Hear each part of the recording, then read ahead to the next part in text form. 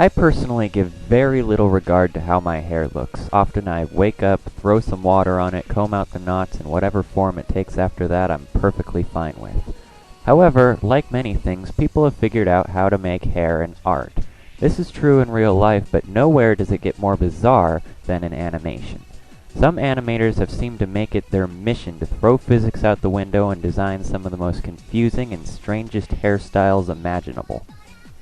Today I'm bringing you my top 5 list of what I find to be the absolute strangest animated hairstyles. It's not about just looking weird or being really long. I'm looking for the hairstyles that would be absolutely impossible to replicate in real life because of their sheer physics-defying nature. The top 5 can be from anime, video games, or any other kind of animation. Also, since there are some shows out there with far more crazy hairdos than others, I'm limiting my list to one pick per franchise. Without further ado, here's my picks for the random top 5 weirdest animated hairstyles.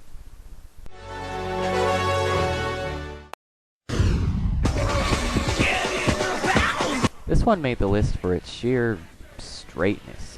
This is Shobu of the hit animated series Duel Masters. Yeah, I've barely heard of it myself.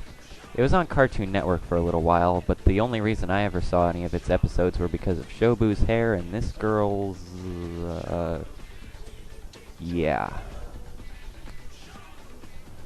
Moving right along, take a good look at Shobu's hair. For the most part it's tame, well, as far as anime is concerned. I mean, it's tall, sure, but that alone isn't enough to put it on the list. What I find amazing is that his hair actually starts going upward in one direction, stops, and then heads in the opposite direction, creating an almost perfect 90-degree angle in his hairdo. I've seen a lot of anime, and I can hardly recall any other character that can make that claim, though I'm sure Shobu isn't the only one. However, since he and his big-boobed girlfriend popped up on my screen first, he gets the spot on the list.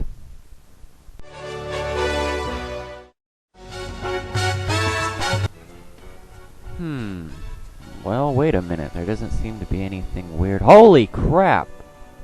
What in the world? Is this guy a person or a blue-haired grasshopper? Well, neither. This is Laharl. Laharl the Overlord! Huh?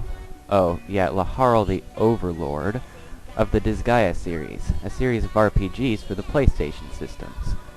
I don't think I even need to comment on this. How does one go about creating two unfathomably long antennas out of a hairdo that is shorter by orders of magnitude? He would have had to cut his hair while ignoring those same two sections and allowing them to grow, but even then that doesn't explain how they stick straight up in the air. Though this hairstyle wasn't the most complex of the 5 I chose, it did take a relatively simple design and absolutely baffled me with it.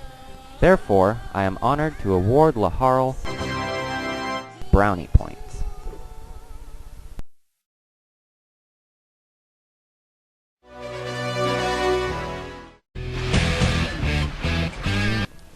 Ah, Dragon Ball Z, the anime that almost minted the concept of weird fucking hairstyles. Not only were the hairstyles of the characters all long, gravity-defying, and beyond understanding to fans and critics alike, but they could also change color and shape when the characters powered up. Now, with a weird hairstyle on the head of almost every main character in this show, this was a hard one to pick out. Oh wait, no it wasn't. Remember when I said earlier that sheer length wouldn't cut it? Well, this is the exception. Goku's hair, when he is in the 3rd Super Saiyan transformation, is so long and blocky that it looks like it should be used as a torture device. It looks like a porcupine was abusing Rogaine. It looks like something that should be used in Mortal Kombat as a fatality move. His hair is so freaking long that the only way it could possibly work in the manner that we are seeing it is for it to be growing out of Goku's back as well as his head. In this case, length is weirdness.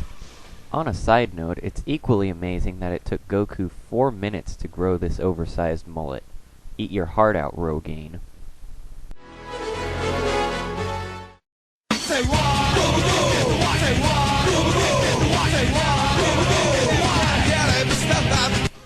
Bo-bobo-bo is a fucking awesome show. No, I'm being serious. I absolutely love it. It's hilarious, it's crazy, it screams originality, at least in the subject of anime. It's like the Animaniacs except for anime. Anyway, I could go on for hours about how much I love this show, but YouTube only lets me upload up to 10 minutes of video, and I want to finish this top 5. Bo-bobo-bo-bobo is a show that is filled with crazy-ass hairstyles. In fact, the plot is based on them. However, since I can only pick one, I'm going to have to go with... let's see, oh, here we go. Captain Battleship. Hot damn, again, do I even need to say anything? Look at it. It juts out perfectly straight from his head. Not only that, but it's perfectly round through and through. There is absolutely nothing that should allow him to have this hairdo other than an overly creative writer's license. And just as an added bonus, the guy can use his nose hair as a weapon. That's just awesome! There's really just nothing more I can say about this one.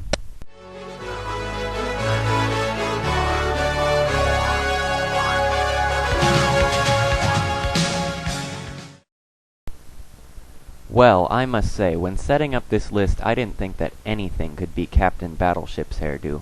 But then I remembered an old show that I thought was good when I was young and stupid. Try to guess. It involves monsters and cards, dozens of crazy fucking hairdos, and is often picked on for having some of the shittiest English voice acting in history. Have you guessed it? Yu-Gi-Oh! What better hairstyle to take the #1 spot than that of the star of the show, Yu-Gi-Moto? It literally looks like two hair pieces mashed together into one incomprehensible mess that I, for one, am having a lot of trouble explaining. It has not one, but two inordinate shapes, a total of 3 colors, and just makes no fucking sense. How did he get that lighter hue of magenta around the further back part of his hair? Why are his bangs a different shape and color than the rest of his hair? Why does this combination of hairstyles make him look gay? I don't know, and I can't come up with an explanation. All I know is that Yu-Gi-Moto easily takes the #1 spot on my list. That's all for now. See you next time.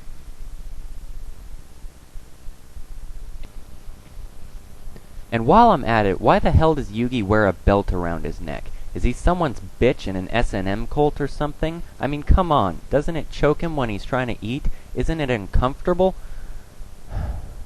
Okay, sorry. I'm going now. For reals. And another thing. Why the hell does nobody notice that Yugi gets taller when he does his transformation thingy? Can't the characters in the show make a simple comparison of perspective, or do they just assume that he's experiencing fluctuations in puberty? I mean, come on! Okay, I'm going. I'm done. Honestly. Movie's over. And why the fuck are his eyes purple?